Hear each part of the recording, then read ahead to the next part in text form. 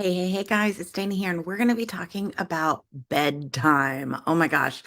When we posted on our page about your biggest struggle, so many of you responded with bedtime. And then when we asked you what was the actual struggle with bedtime, everyone responded getting them actually to bed, getting them to stay in bed, getting them to fall asleep. It was just a bedtime in general. And so we know that over the last couple of years, parents have had it rough. There has been a lot going on in the world, and our kids have been through a lot over the last couple of years, making bedtime even harder than ever before.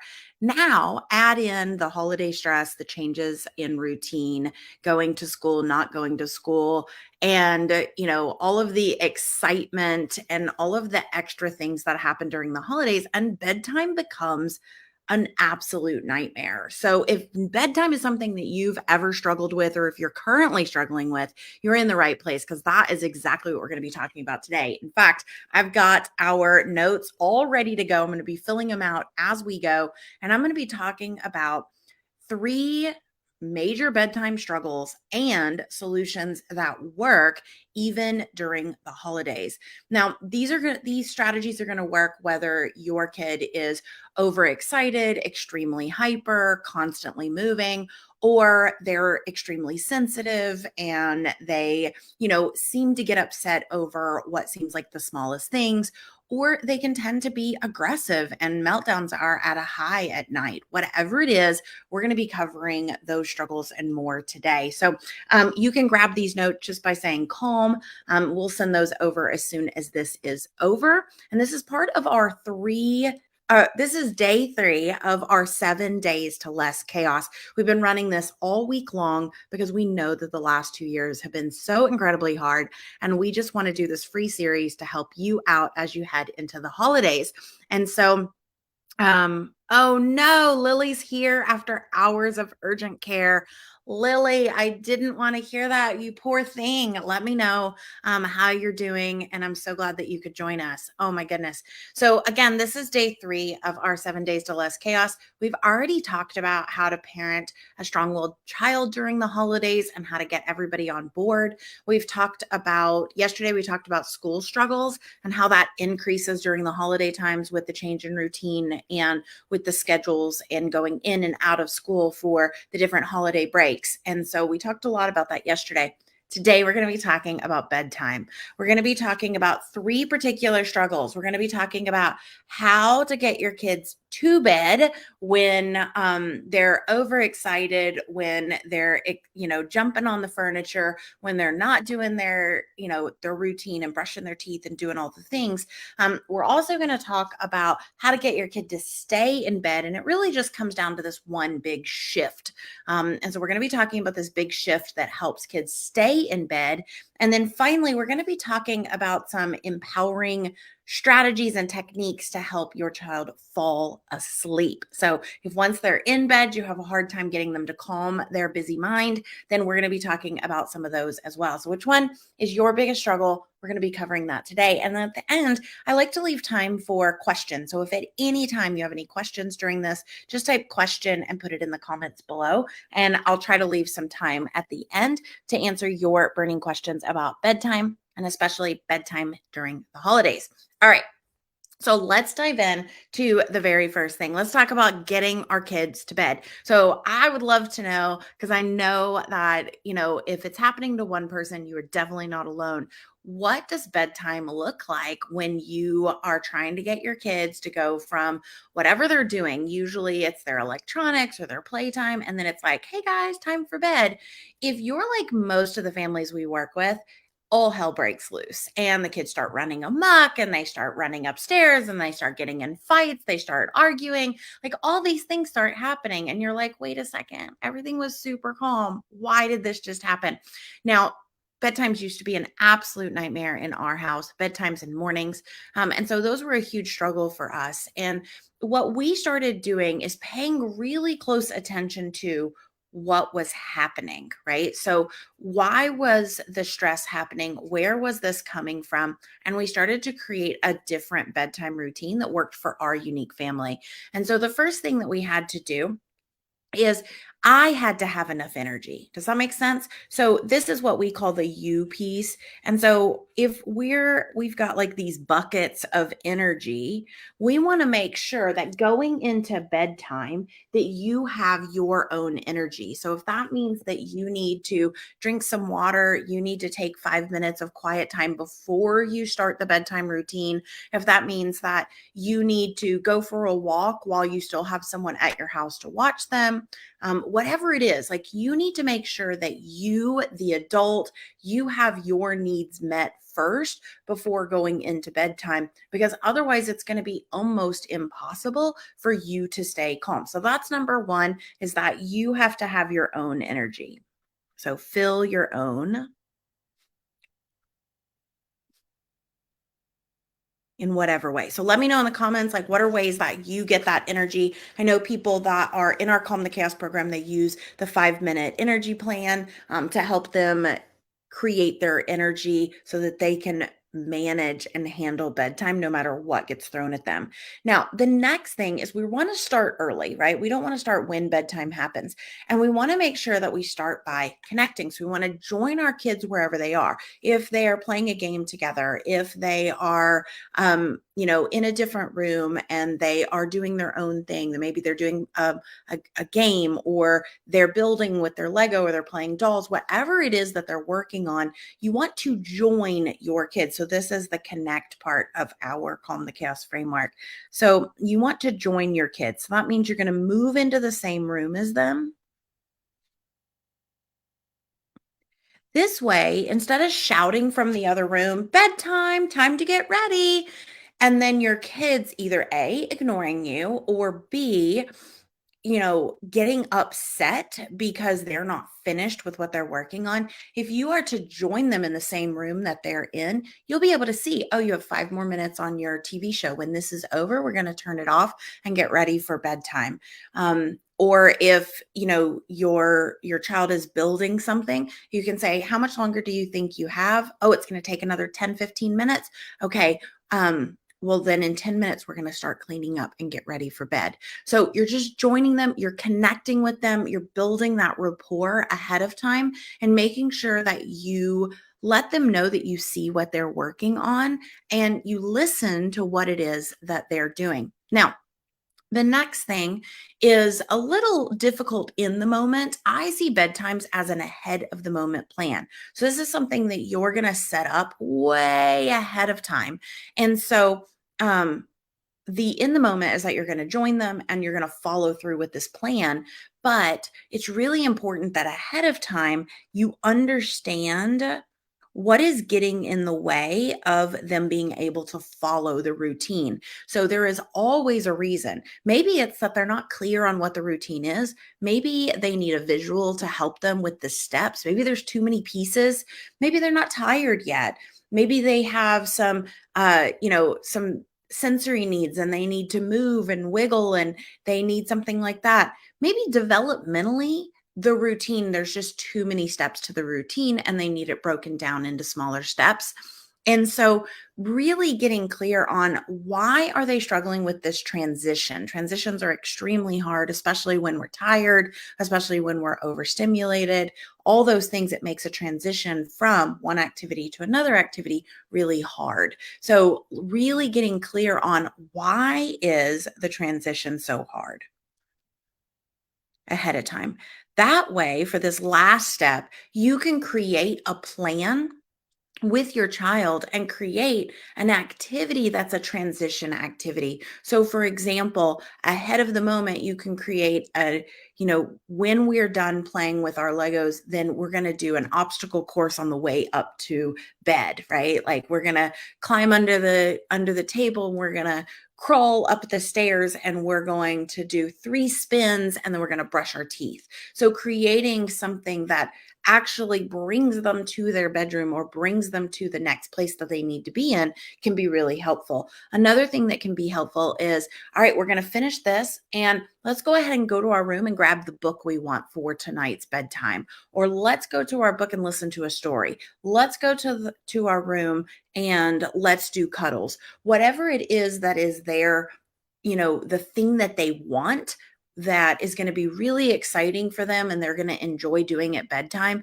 you want to go ahead and make that plan with them ahead of time. And so we have talked about that some in some of our other things, but we want to make it visual, make a transition activity.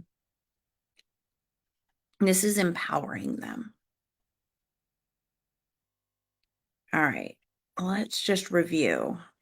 And if I'm looking down, it's because I'm doodling our notes here and I want you to be sure that you get this. So, getting them to bed, the four big things here is one, be sure that you feel your own energy before going into bedtime. Two, in the moment, join them with whatever it is they're doing. Three is understand why is this transition so hard for them. And then four is create an activity with your child that becomes the transition activity. So this is helping you move from one activity to another. And it's going to help with this hurdle of getting them to the bed, but also in the bed, especially if you're helping them calm down, especially if you're grabbing a book for connection, especially if you're doing some sort of obstacle course that gets the energy out before they go up the stairs. And yes. So, Aurora, if you would like the doodles, all you have to do is type calm and we will send them over when this is all over. So, absolutely. Yes. So, there you go.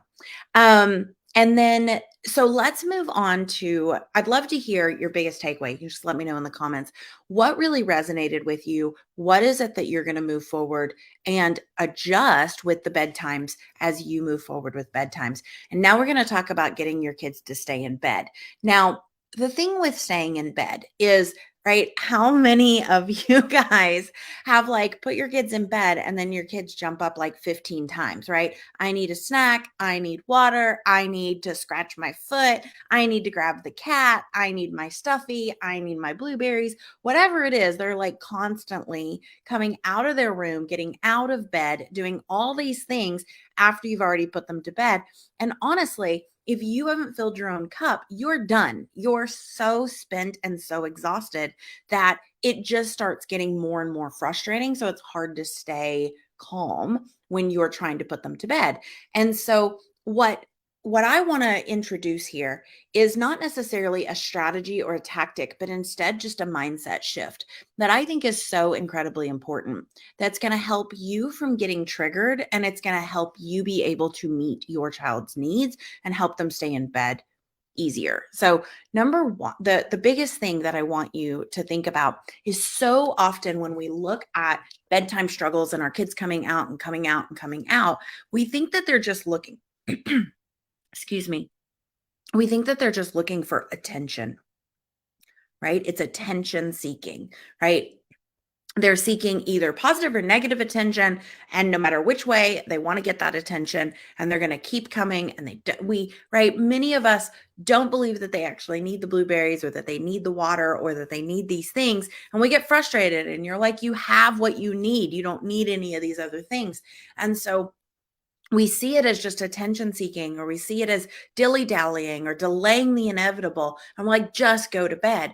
But if we can switch our lens, if we can switch our lens and change our thoughts from this is just attention seeking, this is just disrespect, this is just them trying to, prolong and get what they want. Well, what if you saw it as, wow, they must really have a need that isn't being met, right? So the number one need is instead of attention seeking, I want you to see it as they're looking for connection and safety. Okay, so those are two things that they're looking for here. They're looking for connection and safety. And I don't mean one-on-one time. Okay. I'm not talking about they're wanting you to play with them or give them one-on-one time. They're looking for validation that they're safe, that they're going to be okay. This transition from awake to asleep is a huge transition for even adults, and the transition from asleep to awake. Those two transitions are a huge change in our bodies. And so we need a reminder that we are safe, that we are connected, that we belong, that we are accepted as who we are. And so being able to see their behavior as connection can really make a big difference in the way that you respond instead of reacting in a, a resentful way. And the other thing here is I just want to remind you that when we look at it this way, we're constantly reminding ourselves that all behavior is communication. There is usually, or all actually, there is always an unmet need. There is a reason behind the behavior. And if here, right, ahead of the moment, this is why bedtime's an ahead of the moment plan. If we can keep that curiosity open, if we can stay curious and look at this behavior with this curiosity mindset, with this connection and safety lens, then we can start to create a plan here that actually includes all the things they keep asking for. So if they're typically asking for their special blanket, for their special food, for their water, whatever it is, then you can already create a plan for the next night that's like, when we go upstairs, we grab our water, we grab our special blanket, we grab our music, whatever it is, and you grab those different things so that they already have the things that help them feel safe. They already have these things that meet their needs, and then they're not getting out of bed to get those things because they already have them. Okay. I see some people asking questions. I love that. So, Beatrice, I'm going to come back to this. I hope I said your name right. If anyone has any questions, I'm going to save questions to the end, and then I'm definitely going to go over them.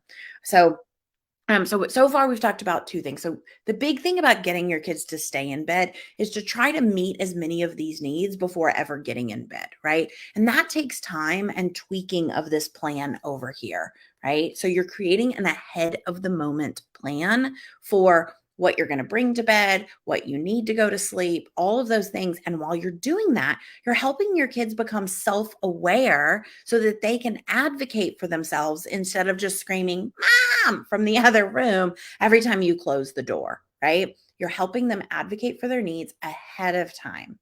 All right. So that brings us to our third and final strategy and our third and final struggle, which is, how do you get your kids to actually fall asleep? So when they've got all the worries and excitement and the thoughts whirring in their head with the holidays, and those of you that are just joining, if you just type calm, we'll be sending over the notes soon. So how do you do this, right? Now the thing is during the holidays especially, but all the time, kids are have all sorts of things going on in their heads that they don't realize are happening yet, and that they can't verbalize yet. And so a lot of times they might be worried or they might be excited. And so being able to give them those skills, those self-regulation skills and self-awareness skills of being able to notice what it feels like in their body when they're worried or excited can help them get to a calm place. So I'm going to give you a couple of things to help your kids with those ruminating thoughts, with anxiety about the next day, with any sort of worries or excitement about the following day. Okay, so that's what we're going to work on right now. We're going to talk about four self-regulation strategies that you can teach your kids. Again, you're not going to teach this to them tonight the first time you try this. You're going to teach it to them during the day. You're going to teach it to them, while you're in the car, you can teach some of these activities. You're teaching your kids how to regulate themselves before they actually need it, right? So it's not when your kid is like not falling asleep and you're like, oh, just fall asleep, do this thing. No. That's the worst time to do it ever, right? All right. So I see Janine. Hello, Janine. Janine has been with us for years now. I love it. Hello, Janine. How are you? And then Beatrice is also writing calm. Okay. So 4 things I want to talk about. And again, let me know what's resonating with you. I totally love feedback loop here. I love hearing what resonates, what is really landing for you, what you're going to be able to actually take away with you today and start using, right? We're all about giving you tactical, practical tips that you can use that work with your unique family. All right. Hello, Jessica and Shannon. I love seeing you guys here. All right. So the very first one that we're going to talk about here is breathing. I think that this is one of the greatest self-regulation tools and strategies that we can give our kids, because they can take it anywhere, right? They can take breathing with them to school. They can take it in the bathroom with them. They can take it to bed with them. they don't always need someone there with them. Now, it takes them a while to learn this, especially if they're dysregulated, if they're upset, if they're overwhelmed. They might not be able to access this breathing, but you can breathe beside them. So, we have a couple of breaths that I absolutely love. The first one is just one that I shared on a previous live, which is hand to heart breath. This is great for going to bed. It's just you laying beside them and then them breathing and you breathing beside them with your hand on their heart, their hand on their heart. Just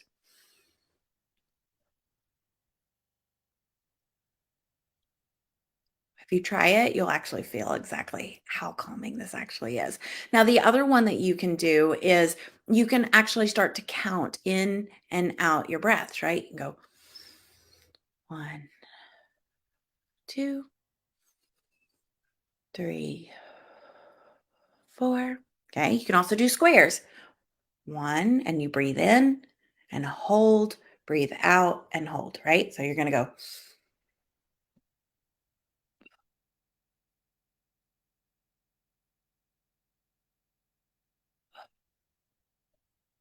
so a square breath can be really helpful. So this breathing exercise, and you don't want to throw all these breathing exercises at your kids. You want to do one, just one, just one. All right. So we're going to move on to the next one.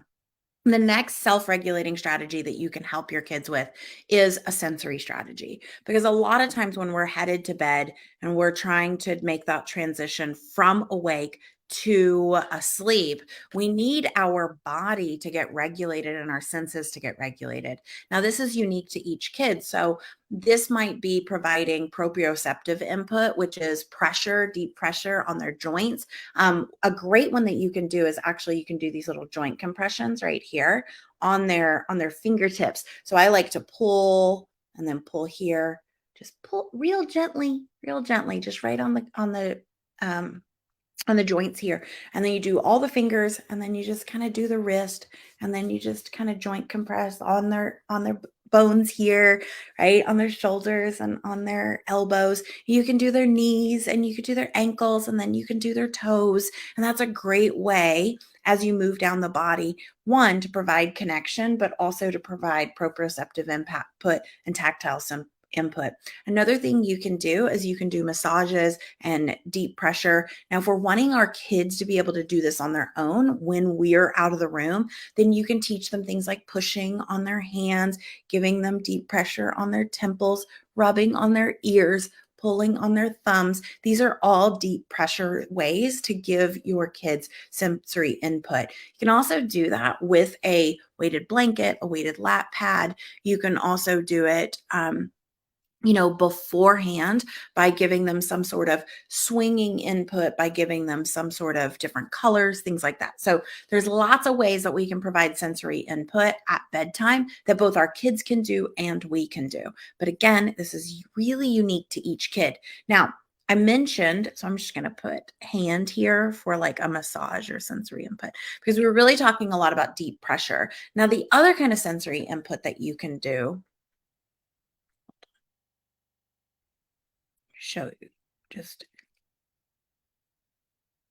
the other kind of sensory input is movement. A lot of our kids are calmed down by movement. Not all of us, but how many of your kids when they were babies needed to be bounced or they were calm as long as they were swinging or they were swaying? The same is true as our kids get older. That doesn't 100% go away. And so you can, before bedtime, during that transition activity we talked about, you could do yoga, you can do some swinging of the arms, you can do actual sensory swing. You can, clench and release your muscles and clench and release your muscles. You could do a dance party before bedtime. Again, this could be something that would excite some children and calm other children. So this is unique to your specific family. All right. So movement can be really helpful. So I'm just going to do a swing here.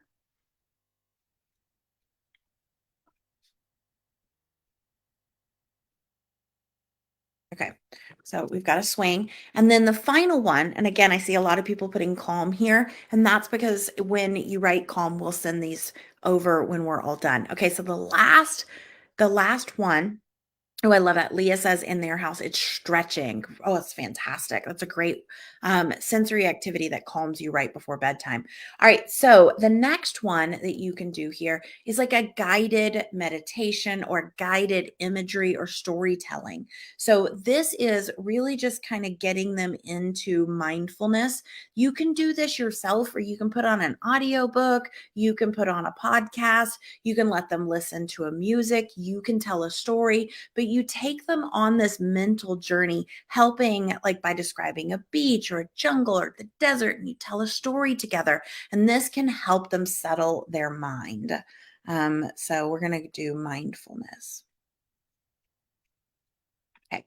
Now, the reason I have this down here is there's one big caveat. It's so important. So important. I want everyone to write this one down. Is that each of these activities or tips, we don't want you throwing spaghetti at the wall. I want you to try one and find what works for your unique family. And here's the thing is what works for your daughter might be totally different than what works for your son. It's not that everyone in the family is going to have the same calming strategies. But the key is that we're staying curious and we're looking for ways to help our children self-regulate, be self-aware, and be able to get their needs met so that that transition to bedtime is so much smoother. So I'm going to just put individual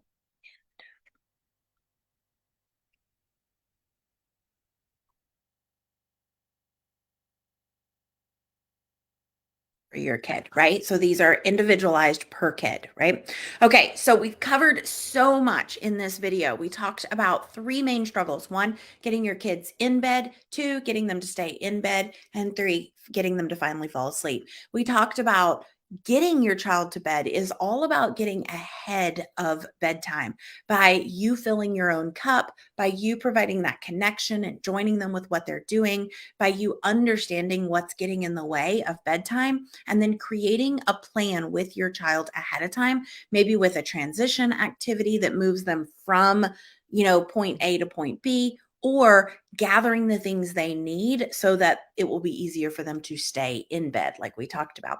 Now, to get your child to stay in bed, it's making that really big swap from my kid is just seeking attention. My kid is just doing this on purpose. My kid is just trying to delay the inevitable to my kid is seeking connection and safety. What do they need to help them feel safe and connected so they can easily go to sleep? So we're looking for those unmet needs under the surface of that iceberg. All the behaviors that are on top, we're looking underneath to say what is really going on here where I can support my child and help them meet their needs. And then finally, helping them fall asleep. You want to help your child find a self-regulation strategy that works for them, that helps them feel safe, that helps them feel connected, that provides them with that warm, fuzzy sensory input that they need to go to sleep and to make that transition from awake to asleep. So, like I said, we've covered a ton to help you with your bedtime routine. I'd love to hear what is the one thing that we talked about today that you were like, oh my gosh, I can't wait to add that into our bedtime routine. I am definitely remembering that. That's going to help so much as we move into the holidays and as we are dealing with these stressful bedtime routines. Let me know in the comments what is your number one takeaway from today. And if you'd like the notes, all you have to do is type calm. We'll be sending those over to you. And as I said, we're going to be doing this is day 3 of a 7-day series. So we're going to be going live again tomorrow at noon Central Standard Time. And we're going to be talking about your reactions. So I know that during the holidays, it is so much easier to get triggered, to get frustrated, to get upset, to be emotional. One, because you're overwhelmed. Two, because other people are telling you how you should parent. And three, because your kids are overwhelmed. And so there's just a lot going on, right? And so we're going to be talking about that tomorrow. And the other big thing that I want, if you want to make sure that you do not miss these lives, we've been sending out emails every day with the link ahead of time. You want to make sure that you're liking and following this page. But also, what you want to do is you want to type calm below, because I'm going to send you not only the doodles, I'm going to send you a link to our Black Friday wait list. And once you're on the Black Friday wait list, you will also be getting our emails every day to let you know when we're going live. We're going to be doing this every day until Thanksgiving. So we still have several more, 4 more videos giving you strategies to calm the holiday chaos with your kids this year. And so, let me tell you just a little bit about that Black Friday bundle. So every year we create this epic Black Friday bundle. It's always amazing. Everyone always says it is, one of the best bundles that they see, one of the best deals that they see for parents around this time of the year. And honestly, anytime during the year. And so, um, with this Black Friday bundle, what we've done is, because we know you've had a really hard last 2 years, because we know that all around the world, inflation and all these things, and it's hard to get the supports and the resources you need, we've put together a bundle for a steal of a deal, like absolute low bottom dollar. The lowest price we could possibly offer it. We've put together this bundle that's going to cover your biggest struggles. So it's going to cover how to parent a strong-willed child, school struggles, bedtime struggles, your own parenting reactions, how to parent with someone who has different parenting styles than you, electronics, and tantrums and meltdowns. So we got 7 bundles for less than the price of 1 bundle. So if you're interested in that at all, we don't want you to miss out. And so all you have to do is type calm. We'll send over both the doodles for today, and we will send you the link for the Black Friday wait list so that you can get on that wait list. You can make sure that you do not miss the bundle when it's available. So with that, you just put calm below. And if there's any questions, I'd love to spend just a few minutes answering any questions. I saw some great takeaways here. So Thelma says, thank you so much. Can't wait till tomorrow. Your suggestions for bedtime routine is awesome. Can't wait to try it. Takeaway is the massage and the relaxation. And Thelma, you wrote calm. You may have to write calm in its own thing. I'm not sure. Lily's biggest takeaway was not yelling from the other room and using ways to move into the bedroom. Janine, who's been here for a long time, says the deep pressure techniques. We're not going to say that you've been lazy. No, no, no. Just not doing that step, and bedtime struggles have began. So now you know what to do. Just go back to it. We're good.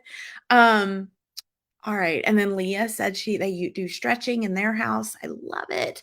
Okay. So there was a question from Beatrice. Beatrice says, could walking them to the bathroom to brush their teeth and wash their face and use the toilet be considered a transition activity? It can be, but the brush their teeth, the use the toilet and wash their face is the thing that you're trying to get them to do. And so what are they doing beforehand? I had a coaching call with someone just yesterday talking about this with morning routine, and she can get her son up just fine. But then between getting up and then getting to the bathroom, it's just like all hell breaks loose. He goes and gets his toys. He goes and gets distracted. He goes and does these things. And then she has to nag him like 50 times to get him to to the bathroom.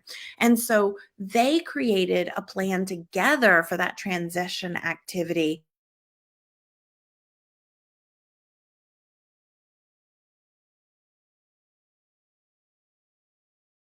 Uh-oh, okay. We'll grab a toy, we'll take it to the bathroom with us or something like that. I don't remember exactly what they chose, but they chose something and they made it visual. It could be walking though, it could be hopping, right? That we're gonna hop from, the playroom to the bedroom, or we're gonna crawl up the stairs from here to there. It could be just walking with them is enough, but that's unique to your family. What it is that you want to be really clear on what that transition activity is, and you want to make that plan with your kids. All right. So if you would like to be notified of any more of these trainings, we've got 4 more that we are doing for free all this week. We're going to be talking about tomorrow. We're going to be talking about your own parenting reactions, especially if people are telling you that you shouldn't let your kids get away with that you shouldn't let your kids, you know, not eat any foods and that you need to be stricter. If those are things that you're hearing during the holidays and you're dreading being around others during the holidays because of that, or you lose your patience and you're calm during the holidays around your kids, then you're going to want to be on tomorrow's training. And so just type calm below and we will get you not only the doodles, but we will also get you the link so that you can get on our wait list for the Black Friday bundle. And you'll get the emails every single day reminding you of the 7 days to Less Holiday Chaos series. With that, I just want to every time that we're together, I don't want to ever miss the opportunity to tell you, because someone needs to hear this right now, that you are exactly the parent that you are supposed to be. You're exactly the parent your child needs. And you don't have to get it perfect. You don't have to get it 100% right. But by continuing to show up, by continuing to try new things, stay curious, you are the parent that your child needs. And number two is that your kid does not need to be fixed. Your kid is not broken, no matter what others have told you. And your child is exactly who they're designed to be. And maybe things haven't been working, but all it is these small, tiny tweaks. It's not about changing everything, throwing out the baby with the bathwater. I truly believe you are doing the absolute best you can. You wouldn't be watching this if you weren't. So I want to give you that encouragement. I want you to know that I see you and you are not alone. So with that, I will see you guys tomorrow on tomorrow's training. Bye, guys.